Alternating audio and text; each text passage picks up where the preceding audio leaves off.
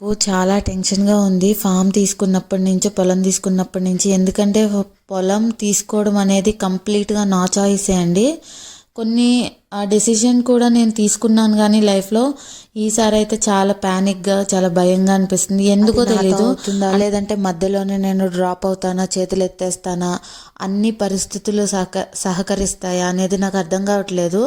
ఆ మైండ్ చాలా డేస్ నుంచి చాలా విపరీతంగా డిస్టర్బెన్స్గా ఉంది. ఫామ్ ఎప్పుడైతే రిజిస్ట్రేషన్ కంప్లీట్ అయిందో అప్పటి నుంచి చాలా ప్యానిక్గా నేను ఉంటున్నాను.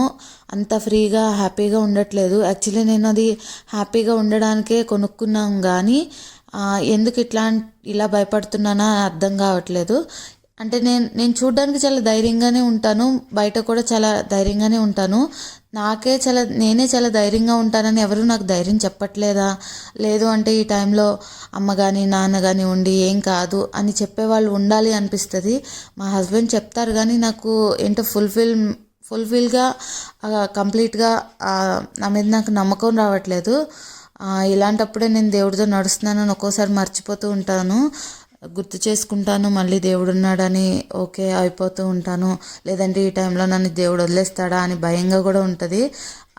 ఇది చిన్న విషయమే కావచ్చు కానీ ఎందుకో నాకు ఇలా అనిపిస్తూ ఉంది. కానీ చాలామంది డబ్బుల కోసం, ఆస్తుల కోసం, వీటి కోసం కన్న వాళ్ళని వదిలేయడం, బంధువుల్ని లెక్క చేయకపోవడం చేస్తూ ఉంటారు. కానీ మనం ఈ లోకంలోకి ఏం తీసుకురాలేదు, ఏం తీసుకువెళ్ళమండి, అదొకటి గుర్తుపెట్టుకోండి.